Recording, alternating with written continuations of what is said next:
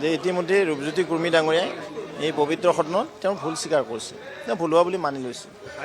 আৰু আমাৰ সন্মানীয় ৰাজীৱ সভাপতি ডাঙৰীয়াও তেওঁক ইতিমধ্যে মানে কি কয় এইটো লাইন বুলি কি কয়, আমি কি বুলি কওঁ, লক্ষ্মণ ৰেখা পাৰ নহ'বলৈ বিধানসভাত যি নিয়ম কানুন, যি নিয়মাৱলী আছে, ৰুলছ মতে চলাৰ কাৰণে তেওঁ নিৰ্দেশনা জাৰি কৰিছে। আৰু মাননীয় মুখ্যমন্ত্ৰী মহোদয়েও কৈছে এইটো ভাল কাম কৰা নাই, তেওঁ হেৰি দিছে।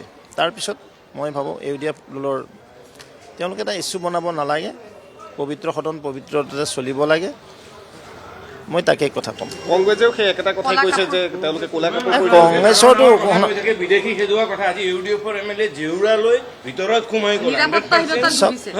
চাওক, সংখ্যালঘু মই ইমানেই কৈছোঁ যে ইউডিএফ দলে সদায়, কংগ্ৰেছ আৰু ইউডিএফটো বিধানসভাত লগে লাগি আছে, বাহিৰত নহয় বুলি কয়, ভিতৰত একেলগে থাকে, জনতাৰ মাজতো তেওঁলোকে একেলগে থাকে। আৰু তেওঁলোকৰ অৱস্থা একদম বেয়া, একো ইছ্যু নাই, ডেভেলপমেণ্টৰ কাৰণে একো কৰিব নোৱাৰে। কংগ্ৰেছে কেৱল ভ্ৰষ্টাচাৰ দুৰ্নীতিত নিমজ্জিত হৈ থাকিল।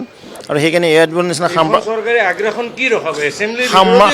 সাম্প্ৰদায়িক দল এটা ইউডিএফ, আৰু বিজেপিটো সাম্প্ৰদায়িক নহয় ন, কংগ্ৰেছে সাম্প্ৰদায়িক, ইউডিএফে সাম্প্ৰদায়িক। আৰু তেওঁলোকে নিয়ম কানুন নামানে, ৰুলছ ৰেগুলেশ্যন এই পবিত্ৰ সদনত নামানে।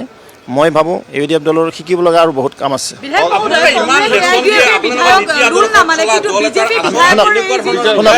শুনক, মই এটা বিন্দু কৈছোঁ যে ভাৰতীয় জনতা পাৰ্টীৰ এটা বিন্দুটো কেতিয়াও নিদিয়া দৰ্শৰ পৰা আমি পিছুৱাই নাহোঁ। এইটো এটা শৃংখলাবদ্ধ দল, আৰু এই দলটো পৰম শ্ৰদ্ধেয় প্ৰাক্তন প্ৰধানমন্ত্ৰী ভাৰতৰত্ন অটল বিহাৰী বাজপেয়ী আৰু হাজাৰ হাজাৰ গুণী জ্ঞানী ব্যক্তিয়ে এই দলটো নিৰ্মাণ কৰি থৈ গৈছে।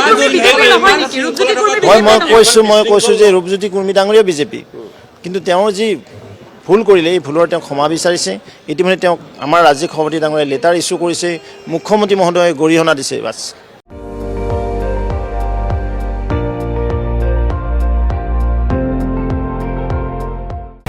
আপুনি চাই আছে ND24, সৰ্বশ্ৰেষ্ঠ নহয়, সৰ্বোত্তমৰ দৌৰ।